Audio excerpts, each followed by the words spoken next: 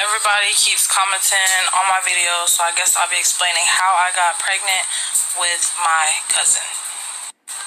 So this happened about 7 months ago. We had went to our other cousin's house. We was all just chilling, having a good time, playing card games, and my cousin was drinking. I was not drinking, but my cousin was drinking. She already know he was lit. And one of the games we was playing was Truth or Dare, and they dared me and my cousin to kiss. We kissed.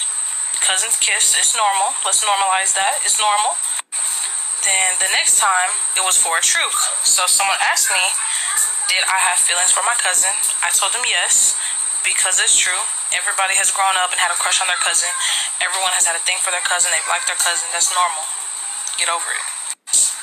One thing led to another, and next thing I know, we were in the room, and we started doing things together, and he asked me to get a plan B because he said that our family would not be supportive of it because we are cousins. But I told him I wasn't going to get a plan B because why would I get a plan B whenever I've secretly wanted to have this baby with my cousin? So. Barakatah Yahweh, Barakatah Yahweh Shah. Call Halayim La Yahweh, Bahashim, Yahweh Shah, Bahashim, Rakah HaKwadash. And double honors to the elders and the apostles, the men of great millstone, and to the rest of the brethren on down that's teaching and preaching the true doctrine of Yahweh Bashim Yahweh Shah, Shalom Bayatah Davadah, and to Zahakim and Akwats that's out there repenting, to you so-called Negroes, Latinos, and Native American, and also to the speckled bird of our people that's among the other nations, looking like the other nations. Shalom to you, Mashpakah. Mr. Hakarab coming at you with another one, and we go dive into these scriptures. And for those of our people that don't understand, hey, you need to follow along. You need to follow along. Write these things down so you'll understand that this was a part of our heritage and our culture. See? Because a lot of our people don't understand. They have this westernized mindset to think that that's something wicked. That's not something wicked. That's what we did as our people. That's what we did. Ain't nothing wrong with that. Ain't nothing wrong with that, but most of our people, you so westernized to where you look down upon that. You know, you look down upon it.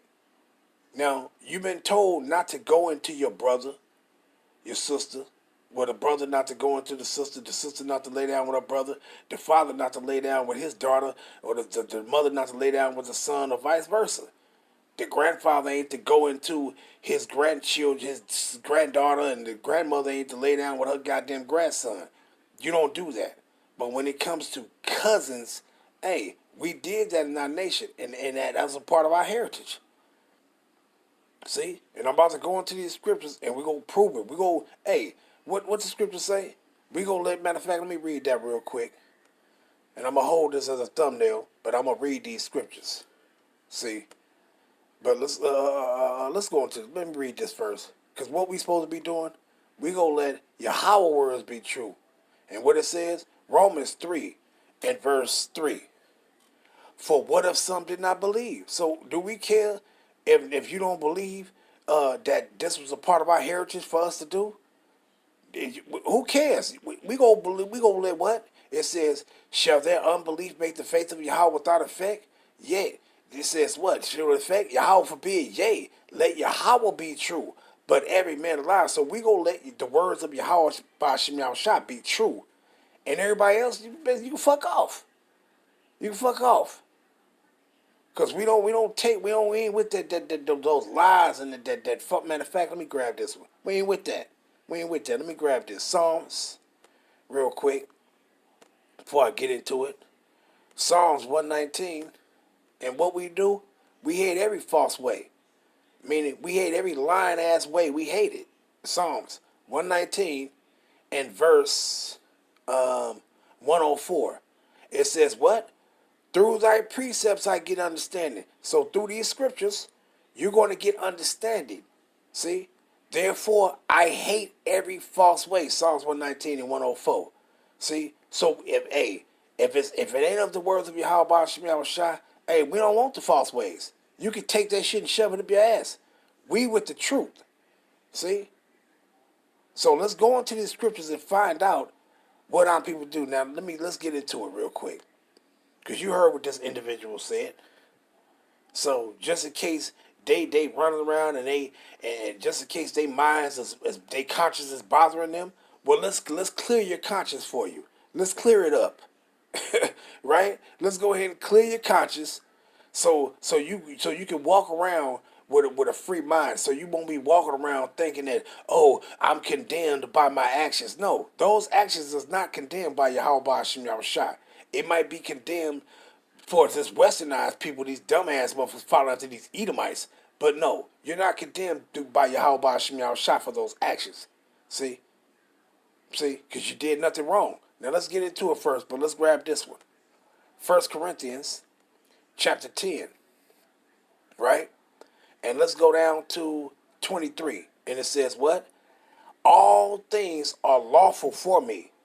And what is all things that are lawful? These things that Yahweh Hashem Yahushua said is appropriate for us to do. And it says what? But all things are not expedient, meaning you don't have to do the things. It's not expedient, but all things are not expedient, meaning they are not profitable for you to do. See?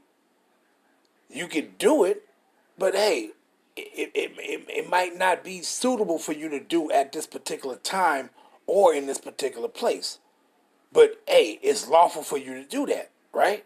And it says what? All things are lawful for me, but all things edify not. So we finna go into this truth, and we finna get this edification out of this truth. See? And that's what we gonna do. But first, because this is what our forefathers did. Our forefathers did these things, man. And let's go to them. Let's get them. Let's pull them all out. Right? Let's go to Genesis first. Right? Genesis chapter 22.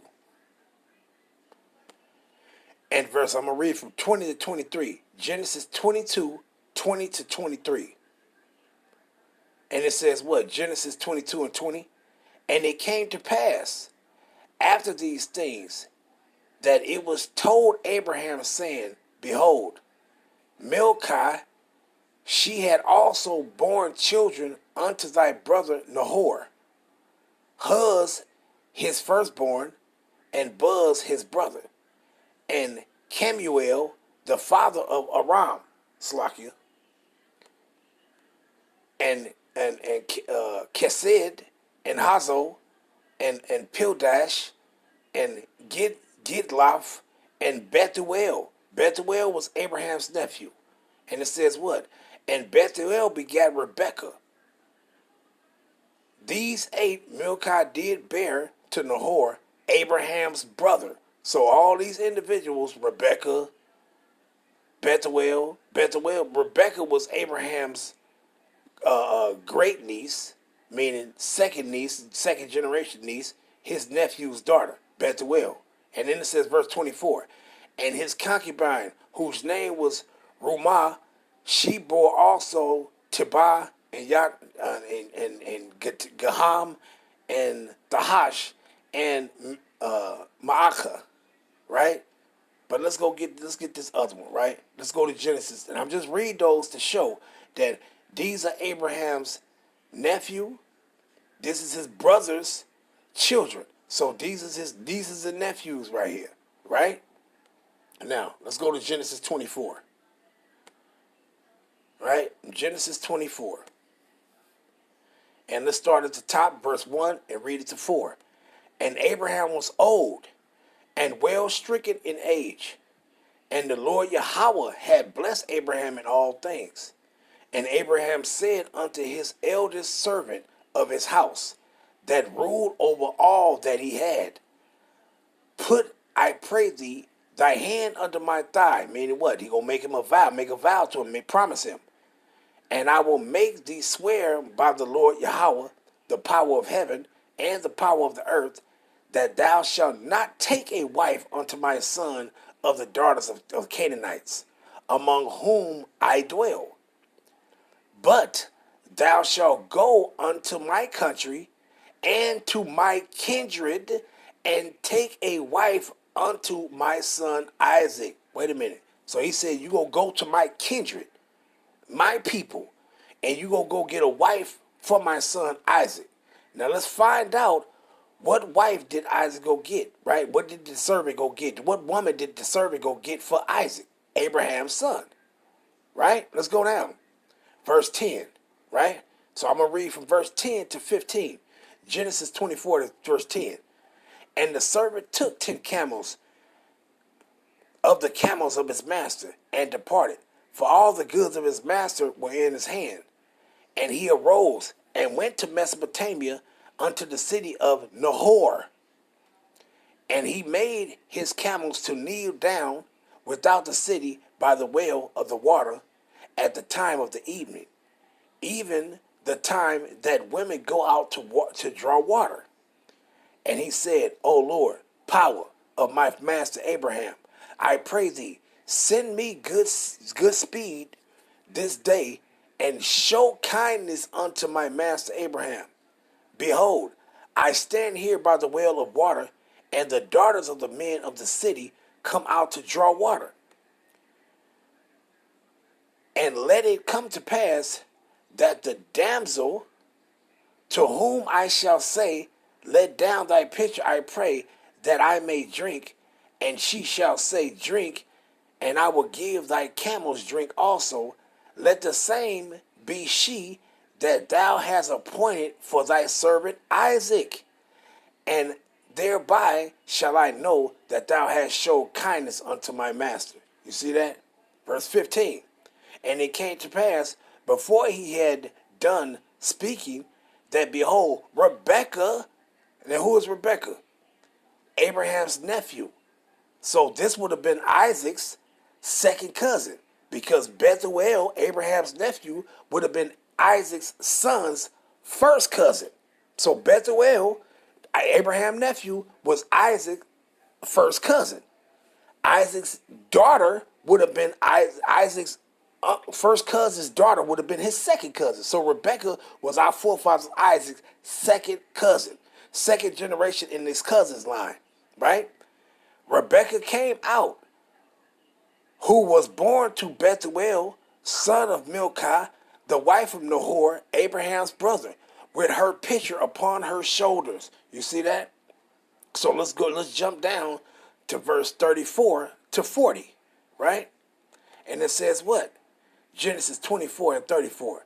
And he said, I am Abraham's servant, and the Lord and Yahweh had blessed my servant greatly, and he has become great, and he had given him flocks and herds and silver and gold, and men servants and maid servants, and camels and asses. And Sarah, my master's wife, bore a son to my master when she was old, and unto him he had given all that he had. And my master made me swear, saying, thou shalt, and he telling this to who? Bethel. And he said, Bethuel. And he said, what? Thou shalt not take a wife to my son of the daughters of the Canaanites, in whose land I dwell, but thou shalt go unto my father's house and to my kindred, and take a wife unto my son. And I said unto my master, peradventure the woman will not follow me. And he said unto me, the Lord before, Yahweh before whom I walk, will send his angel with thee, and prosper thy way, and thou shalt take a wife for my son of my kindred, meaning his own people, family members, and of my father's house. Wait. What did Abraham say?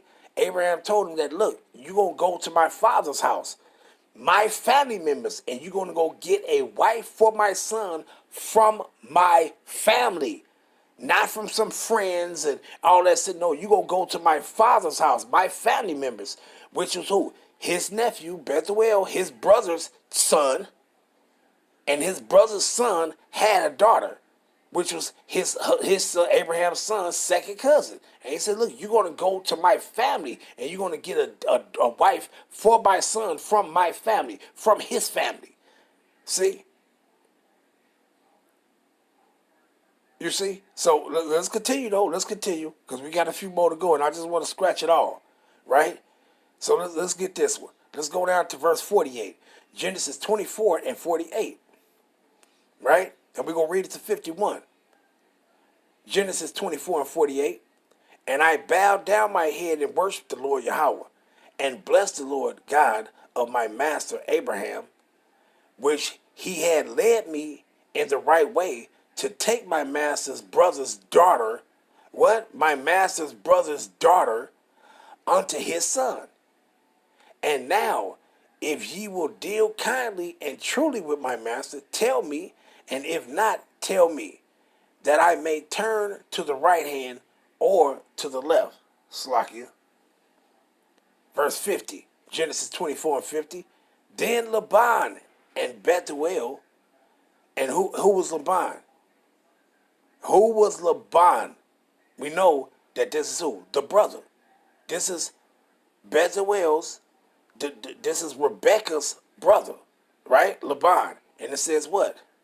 And then Laban and Bethuel answered and said, the thing proceeded from Yahweh. We cannot speak unto thee bad or good. You see that? And it says what? Behold, right? Behold, verse 51. Behold, Rebekah is before thee. Take her and go and let her be thy master's son's wife, as the Lord has spoken. You see that? So Yahweh said, ain't nothing wrong with that, man. See? But we up under this westernized, this old Edomite way of life, they contrary to what's written in our text. See? That's why you Jakes is through, because you don't know your own heritage. You don't know the things that was acceptable for your people to do. See? Because you don't know. That's why the Most High said your ass is destroyed for lack of knowledge. Ain't nothing wrong with that. See? But you'll be on the side. You parents will be, oh no, you ain't gonna do that. That's disgusting. No, it's not. Shit. You got a fine ass motherfucking cousin and yeah, y'all like each other. Hey, it is what it is. Shit. You take her ass and you have her ass for the rest of all your days. Man, nobody else better not touch her. See? But let's move on though. Let's move on. Right? Now let's go to Jacob. Let's go back to Genesis. We're gonna go to Genesis 27 now. Right? Let's read that. Genesis 27, and I'm gonna go down to 43. Genesis 27 and verse 43. And it says what? Now therefore, my son, obey my voice and arise. Flee thou to Laban thy brother to Haran. So wait a minute. He's telling Jacob, flee to who? He said, flee to Laban, my brother to Haran. So this is Jacob mama telling him, look, I want you to go to my brother Laban. And who is this? This is Jacob, our forefather's uncle. And it said, look, I want you to go to my brother. His mother telling him, I want you to go to my brother Laban in Haran. And said, and what she say to him? Let's jump over it. Now you already know what she told him to do, right? But let's go to Genesis 28, one chapter over, and we're going to start at verse 1 and 2.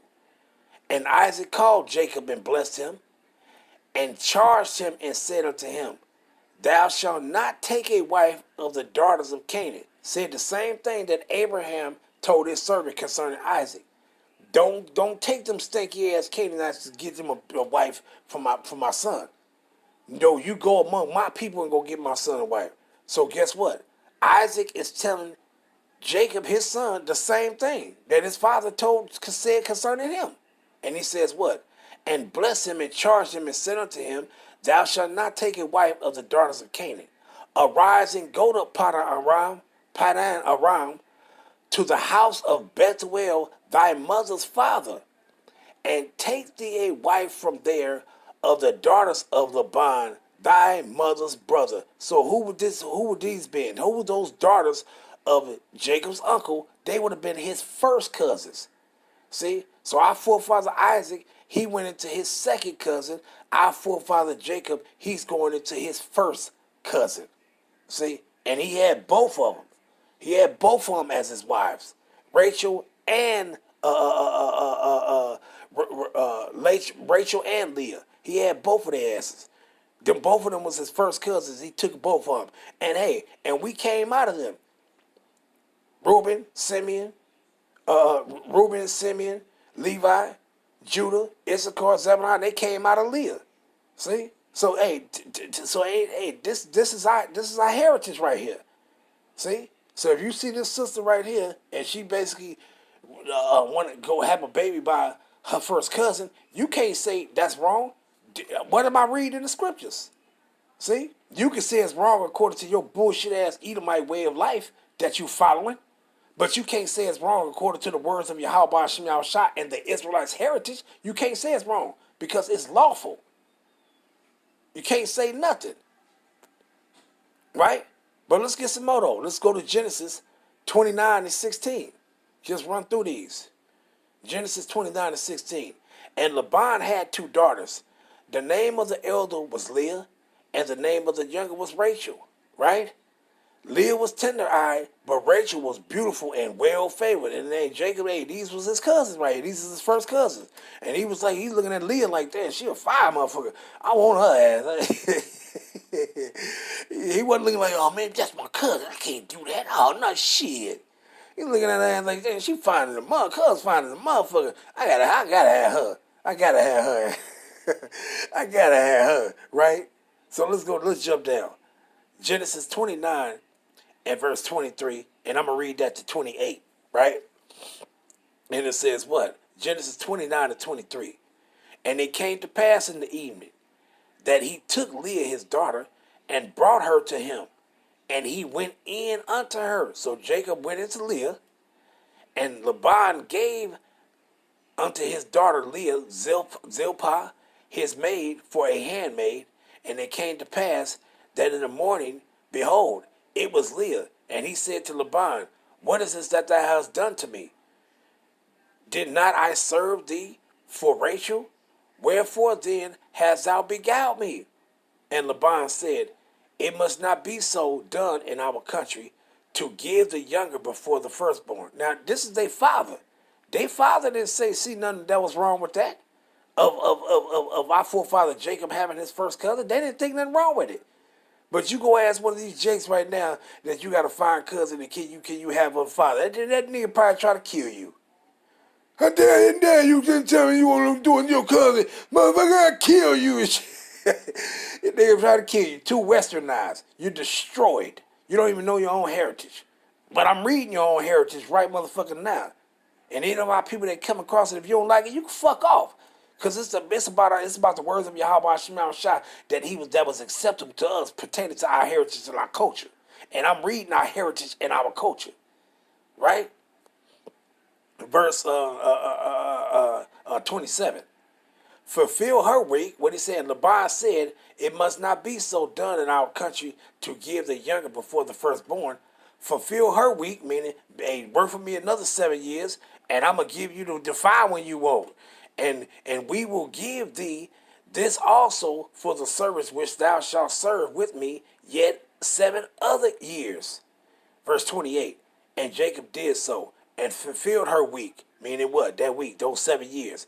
And he gave him Rachel his daughter to wife also. So here it is, our forefather Jacob. He had his first cousins.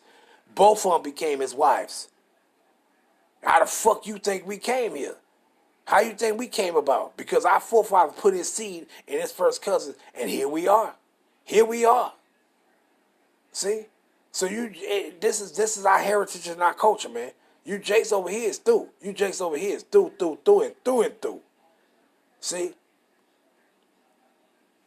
So you see that. So you see Abraham sent his servant to go get a wife for his son Isaac, our forefather. And our forefather Isaac married and went into his second cousin. Then you see Isaac's son, our forefather Yasha'Allah, our fucking progenitor. He went into who? His first cousins as his wives, and we was born of them.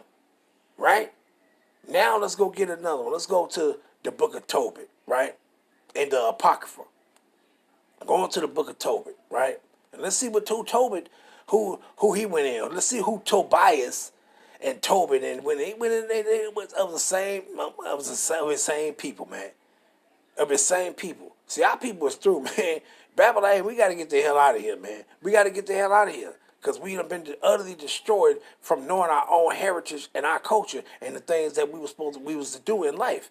Hey, we got to get the fuck out of here, man. Hey, our punishment is almost up. Our punishment is almost up. But let's grab it. The book of Tobit, chapter 6, and let's go down and we're going to read 10 and 15. And it says what? Tobit 6 and verse 10. The angel said to the young man, brother, today we shall lodge with Raguel, who is thy cousin. Wait a minute. So he says what? He's telling Tobias, today you're going to lodge with Raguel, who is thy cousin. Meaning it was his first cousin, right? He also had one only daughter, which would have been Tobias' second cousin. Because who? Raguel was his first cousin, and his first cousin had a daughter just like Bethuel had Rebecca. And this daughter of Raguel was who? Tobias' second cousin. And he also had one only daughter named Sarah. I will speak for her, that she may be given thee for a wife. You see that? Let's jump down to 15. Then the angel said unto him, do thou not remember the precept which thy father gave thee, that thou shouldest marry a wife of thy own kindred? Wherefore hear me, O my brother, for she shall be given thee to wife, and make thou no reckoning of the evil spirit, for this same night shall she be given thee in marriage. And what you think he was going to do? He was going into her. He was going into her, right? Because that's how she become your wife, by you going into her. She ain't your wife if you don't go into her. See, you can go and say, I now pronounce you man and wife and all that old shit, and then you never go into her. Is she your wife? You sit back saying, oh yeah, that's my wife. Well, y'all been married 2 years and you ain't never went up in her. Is she your wife? No, she not. She ain't your wife. You ain't went into her. When you go into her, she become your wife. You can exchange all kind of vows you want. But if your ass sat back and waited 2-3 years and you still ain't went into her after you exchanged more bullshit ass vows, and you done waited 2 and 3 years and you still ain't went into her, she ain't your wife until you go into her. See? Because you can exchange all the motherfucking vows you want. And then if she leave from your ass because after 3 years you ain't went into her, and then she go into you, go get another one, like, I'm tired of this motherfucker. He ain't did nothing to me or nothing. He just exchanged some vows and he just sitting around, ain't even touch me. And then she leave you and go lay down with the other man. Guess what? Now that's his wife. She ain't yours no more. Now that's his wife. Because you didn't touch her. You never went into her. See? But let's continue though. Tobit 7. And let's jump down to verse 12 and read 13. Raguel said, matter of fact, I'm going to start at 11. I have given my daughter in marriage, Tobit 7 and 11. I have given my daughter in marriage to 7 men who died that night they came in unto her. Meaning they didn't get to go into her, like penetrate her. They came into the bed chamber and they was killed. Because why? She was already promised she was already promised to Tobias. She was already promised to him. So they was being killed. Everybody that tried to go in to take as a woman, as a wife, and they went into the bed chamber to consummate that union, hey, they was killed before they even got into her. But let's continue. I have given my daughter in marriage to 7 men who died that night they came in unto her. Nevertheless, for the present be married. But Tobias said, I will eat nothing here till we agree and swear one to another. Raguel said, then take her from henceforth according to the manner, for thou art her cousin. What did the father say to him? He says, what? For thou art to his nephew. What did he say? Well, actually to his first cousin. He said, for what? For thou art her cousin. And this was his second cousin. He said, for what? For thou art her cousin, and she is thine. And the merciful power will give good success in all things. Verse 13. Then he called his daughter Sarah, and she came to her father, and he took her by the hand and gave her to be the wife of Tobias, saying, behold, take her after the law of Moses, and lead her away to thy father, and he blessed him. You see that? So here it is. Tobias, Israelite of the tribe of who? Naphtali. What did he do? He took his second cousin to wife. See? Because this was a custom of us Israelites, man. This was our custom. And wasn't nothing wrong with it. See? See, so I would sure hate that you fucking go into your cousin and then she fucking be a slut and then start doing all this old slutty ass shit and letting other motherfuckers go into her and all of those shit after you done went into your cousin and hell no. You got to turn back to the ways of the Most High, and if you take her, she got to be yours forever, and then don't let nobody touch you. Only him. See? So I can get a few more, but you know what? Hey, we'll let that suffice though, right? I can get a few more, but as a matter of fact, you know what? Let's read these few more. Why not? Let's go to Numbers. Why not? Let's get it. Numbers 27. Let's read these two. Numbers 27. Right? Numbers 27, and I'm going to start from the point. The point is 4, but I'm going to start at verse 1. Numbers 27 and 1. Then came the daughters of Zelophehad, the son of Hefer, the son of Galid, the son of Machir, whatever, the son of Manasseh, of the families of Manasseh, the son of Joseph, and these are the names. So you see who it is. This is of the tribe of Manasseh, right? And these are the names of his daughters: Mahlah, Noah, Haglah, Milcah, and Tirzah. And they stood before Moses and before Eleazar the priest and before the princes and all the congregation by the door of the tabernacle of the congregation, saying, our father died in the wilderness, and he was not in the company of them that gathered themselves together against the Lord Yahweh in the company of Korah, but died in his own sins and had no sons. Verse 4. Why should the name of our father, these are the daughters saying that, of the tribe of Manasseh, why should the name of our father be done away from among his family, because he had no son? Give unto us, therefore, a possession among the brethren of our father within the tribe of Manasseh, right? So let's go down. Let's go back over. Let's go to Numbers 36. Numbers 36, the last chapter. And let's go down to verse 11. And it says what? For Mahlah, Tirzah, Haglah, Milcah, and Noah, the daughters of Zelophehad, were married unto their father's brothers' sons. Wait a minute. What it says? They were married unto their father's brothers' sons. You see that? See? They was married to their father's brother's sons. Who was that? They was married to their uncle's sons, which was who? Their first cousins. You see that? Of the tribe of Manasseh. See? Say, hey, man, so our people, hey, man, you better get up on the up and up, man, because these things going to be taking place again. When Yahweh shall return and we be saved out of this place, these things going to be taking place in the kingdom.